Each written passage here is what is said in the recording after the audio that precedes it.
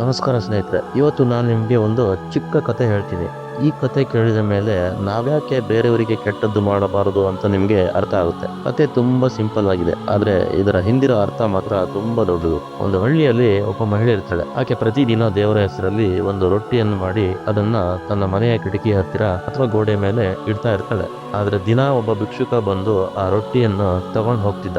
ಅವನು ರೊಟ್ಟಿ ತಗೊಂಡು ಹೋಗುವಾಗಲೆಲ್ಲ ಒಂದು ಮಾತು ಹೇಳ್ತಿದ್ದ: ನೀವು ಏನು ಕೊಡ್ತೀರೋ ಅದೇ ನಿಮಗೆ ಮರಳಿ ಸಿಗೋದು. ದಿನ ಇದೇ ಆಯ್ತು. ಆ ಭಿಕ್ಷುಕ ಒಂದಿನನೂ ಮಹಿಳೆಗೆ ಧನ್ಯವಾದ ಹೇಳ್ತಿರೋದಿಲ್ಲ. ಬರೀ ಅದೇ ಡೈಲಾಗ್ ಹೊಡೆಯುತ್ತಿದ್ದ. ಮಹಿಳೆಗೆ ಸಿಟ್ಟು ಬಂತು. ಅವನು ಯಾಕಪ್ಪ ಫ್ರೀಯಾಗಿ ರೊಟ್ಟಿ ತಿಂದು ನನಗೆ ಉಪದೇಶ ಮಾಡ್ತಾನೆ ಅಂತ ಅವಳು ತುಂಬಾ ಕೋಪ ಮಾಡ್ಕೊಂಡ್ಳು. ಒಂದಿನ ಆಕೆ ಕೆಟ್ಟ ನಿರ್ಧಾರ ಮಾಡ್ತಾಳೆ. ರೊಟ್ಟಿ ಮಾಡುವಾಗ ಅದಕ್ಕೆ ವಿಷ ಹಾಕಿ ಬಿಡ್ತಾಳೆ. ಆದ್ರೆ ರೊಟ್ಟಿನ ಅಲ್ಲಿ ಇಡೋಕೆ ಹೋದಾಗ ಆಕೆಗೆ ಮನ್ಸಲ್ಲಿ ಏನೋ ಒಂಥರ ಭಯ, ಗಿಲ್ಟ್ ಶುರುವಾಗುತ್ತೆ. ನಾನೇನು ಮಾಡ್ತಿದ್ದೀನಿ, ಹಸಿದವನಿಗೆ ವಿಷ ಕೊಡ್ತಿದ್ದೀನ ಅಂತ ಯೋಚಿಸಿ ಕೂಡಲೇ ಆ ವಿಷದ ರೊಟ್ಟಿಯನ್ನು ಬೆಂಕಿಗೆ ಹಾಕಿ ಸುಟ್ಟು ಹಾಕಿ ಬಿಡ್ತಾಳೆ. ಆಮೇಲೆ ಒಳ್ಳೆ ರೊಟ್ಟಿ ಮಾಡಿ ಅಲ್ಲಿ ಇಡ್ತಾಳೆ. ಭಿಕ್ಷುಕ ಬಂದು ಎಂದಿನಂತೆ ಅದೇ ಮಾತು ಹೇಳಿ ರೊಟ್ಟಿ ತಗೊಂಡು ಹೋಗ್ತಾನೆ. ಅದೇ ದಿನ ಸಂಜೆ ಆ ಮಹಿಳೆಯ ಮಗ ದೂರದ ಊರಿಂದ ಮನೆಗೆ ಬರ್ತಾನೆ. ಆದ್ರೆ ಅವನ ಸ್ಥಿತಿ ತುಂಬಾ ಕೆಟ್ಟದಾಗಿರುತ್ತೆ. ಬಟ್ಟೆ ಹರಿದು ಹೋಗಿರುತ್ತೆ, ಸುಸ್ತಾಗಿ ನಿಲ್ಲೋಕ್ಕೂ ಆಗ್ತಿರಲ್ಲ. ಆತ ಮನೆಗೆ ಬಂದು ಆಕೆ ಹತ್ರ ಹೇಳ್ತಾನೆ: ಅಮ್ಮ, ದಾರಿಯಲ್ಲಿ ನನ್ಗೆ ತುಂಬಾ ಹಸಿವು, ಪ್ರಜ್ಞೆ ತಪ್ಪಿ ಬಿದ್ದು ಹೋಗ್ಬಿಟ್ಟಿದ್ದೆ. ಆಗ ಯಾರೋ ಒಬ್ಬ ವಯಸ್ಸಾದ ಭಿಕ್ಷುಕ ಬಂದು ನನಗೆ ಒಂದು ರೊಟ್ಟಿ ಕೊಟ್ಟ. ನಾನು ತಿಂದ ಮೇಲೇನೆ ನನಗೆ ಸ್ವಲ್ಪ ಜೀವ ಬಂತು. ಇವತ್ತು ನಾನು ನನ್ನ ಮುಂದೆ ಬಂದು ನಿಂತಿರೋದು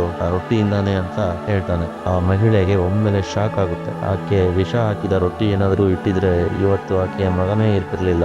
ಸ್ನೇಹಿತರೆ, ಆ ಭಿಕ್ಷುಕ ಹೇಳ್ತಿದ್ದ ಮಾತು ಎಷ್ಟು ಸತ್ಯ ಅಲ್ವಾ? ನಾವು ಏನು ಕೊಡ್ತೀವೋ ಅದೇ ನಮ್ಗೆ ಮರಳಿ ಸಿಗುತ್ತೆ. ನಾವು ಬೇರೆಯವರಿಗೆ ಒಳ್ಳೆಯದು ಮಾಡಿದರೆ ಅದು ನಮ್ಗೆ ಯಾವುದೋ ರೂಪದಲ್ಲಿ ವಾಪಸ್ ಬಂದೇ ಬರುತ್ತೆ. ಕೆಟ್ಟದ್ದು ಮಾಡಿದ್ರೆ ಅಷ್ಟೇ, ಅದು ಸುತ್ತಿ ಬಳಸಿ ನಮ್ಮ ಹತ್ರನೇ ಬರುತ್ತೆ. ಹಾಗಾಗಿ ಯಾವಾಗ್ಲೂ ಬೇರೆಯವರಿಗೆ ಕೆಟ್ಟದ್ದನ್ನ ಯೋಚಿಸೋದು ಬೇಡ ಅಂತ ಈ ವಿಡಿಯೋದ ಮೂಲಕ, ಒಂದು ಕತೆ ಮೂಲಕ ಒಂದು ಸಂದೇಶ ಹೇಳೋದು. ಈ ಕತೆ ನಿಮ್ಗೆ ಇಷ್ಟ ಆದ್ರೆ ನಿಮ್ಮ ಫ್ರೆಂಡ್ಸ್ ಜೊತೆ ಇದನ್ನ ಶೇರ್ ಮಾಡಿ. ಮತ್ತೊಂದು ರೋಚಕ ಕಥೆಯೊಂದಿಗೆ ಮತ್ತೆ ಸಿಗೋಣ ಸ್ನೇಹಿತರೆ.